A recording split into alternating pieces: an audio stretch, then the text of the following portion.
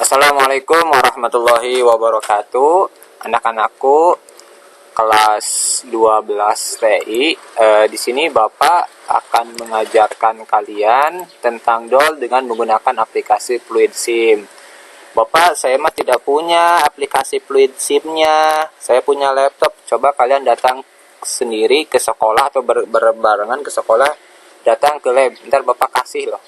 Tapi untuk yang ini juga mungkin teman kalian TI 1, Saudara Lala, Susi ataupun Roheti sudah punya kalau tidak salah ya. Ntar bisa minta lah.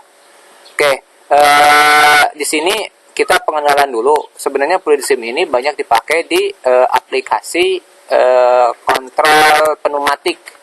Tapi ketika kalian kontrol pneumatik kelas 11 belum bisa, yuk kita belajar bareng-bareng sedikit-sedikit. Oke, seperti biasa, ini ada namanya menu bar.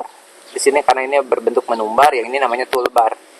Oke, karena tadi Bapak sudah memberikan tugas kalian untuk mengerjakan menggambar ya, tapi sejauh ini cuma Bapak memerintahkan untuk kalian menggambar.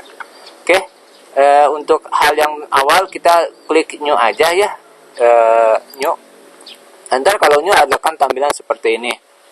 Terus kita mengenal dulu tentang kontrol magnetik. Oke, nah kontrol magnetik yang ada di sini kita bisa menggunakan adalah relay. Nah ini, tapi kalau di kontrol magnetik yang ada di kalian itu adalah kontrol magnetik tegangan tinggi, yaitu 220 volt. Tapi kalau di sini ya kita pakai yang kecil yang pakai 24 volt DC. Oke. Ini simbolnya ya. Ketika kalian lihat di sini ada A1, A2. Jadi ketika kalian lihat ada A1, A2, ini adalah untuk relay. Oke. Kita tinggal double klik saja. Kita kasih contoh K1 misalkan, ini untuk mengidentifikasikan bahwa ini ada kontaktor 1. Oke. Ini bekerja berdasarkan prinsip elektromagnetik. Ketika dia energi rising, ketika dia mendapatkan tegangan, A1 dapat tegangan, dia bekerja. Sistemnya seperti magnet. Ketika magnet itu akan menarik benda dari logam. Nah, kita contoh. Di sini kita akan menggunakan lagi adalah power supply-nya. Yang kita perlukan adalah 24 volt DC. Oke. 24 volt DC kita hubungkan dan otomatis sedang satunya lagi itu ada 0 voltnya ya. Ingat, si kontaktor ini dia mempunyai dua anak. Kalau Bapak boleh bilang lebih gampang itu dua anak. Anaknya yang pertama itu adalah NO, normally open. Kondisi dia normal, dia terbuka. Dan ketika tidak normal, dia menjadi close. Oke, kita memperlihatkan kembali. Pertama kita buat dulu lah. Set ke sini tarik. Set ke sini tarik. Oke, kita perlihatkan bahwa si ini dia punya anak. Oke. Tapi sebelum itu Bapak akan kasih dulu ini pakai push button. Di sini ada push button, simbol push button. Nah, ini ada push button. Push button tekan di sini. Ini Bapak ingin memperlihatkan aja bahwa si kontaktor ataupun si relay sama aja ya. Kontaktor dan relay juga sama secara prinsip. Dia menggunakan listrik sebagai alat kontrolnya. Oke, di sini ada push button, kita tulis PB push button. Oke ya. Tadi Bapak buat push button dan di sini kita akan minta tegangan sebagai indikator dari lampu. Oke, di sini kita double klik mirror atau rotary. Oke, seperti ini. Oke, satu lagi kita copy. Nggak bisa Pak, misalkan saya nggak bisa menggunakan komputer.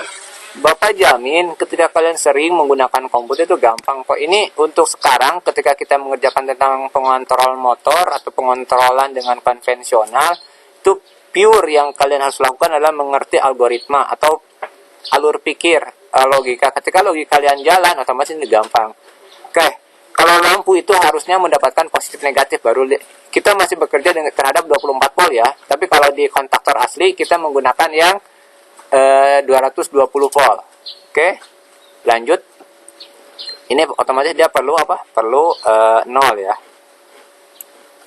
Perlu 0. Perlu bikin di sini aja. Perlu 0. Oh Pak, ya kita buat serapih mungkin. Terus ini juga perlu 0. Nah, ini kita tulis ininya adalah signal ya. Ketika signal yang satu itu warna kuning, kalau yang ini Bapak buat signalnya warna merah. Kita bisa merah. Oke, biar tidak ada. Setelah itu kita buat, karena tadi Bapak bilang ya, si kontaktor ataupun si relay itu punya dua anak. Yang pertama anaknya adalah berbentuk normally open, dan yang kedua adalah normally close. Oke, kita lihat di sini untuk anaknya. Di sini ada tulisan general switch. Kita pakai max switch. Max switch-nya ini yang normally open ya, NO. Ada yang bilang NO. Apa disebut NO? Normally open. Ketika dia normal, dia open. Ketika tidak normal, dia menjadi close. Oke, Bapak apa yang disebut tidak normal itu ketika dia mendapatkan energi rising, ketika si kontaktor ini bekerja itu tidak normal. Oke, kita lihat, klik sini.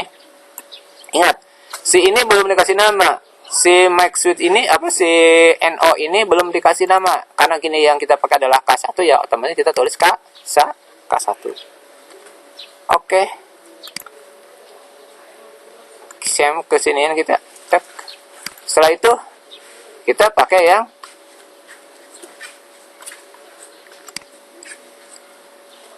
NC-nya, normally close-nya. Oke, normally close juga kita harus kasih nama. Apa namanya?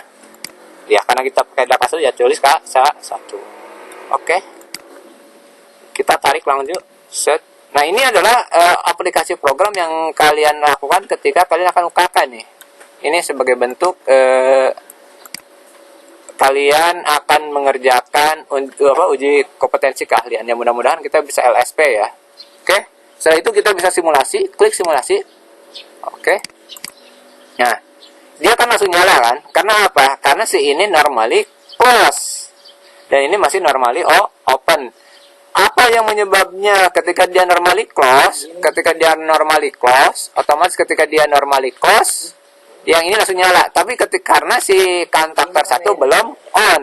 Ketika kita tekan, PB1 tekan, yang ini jadi open, yang ini jadi close. Ketika ini close, kita cek dulu. Tuh, close. Yang ini jadi open. Yang ini jadi open.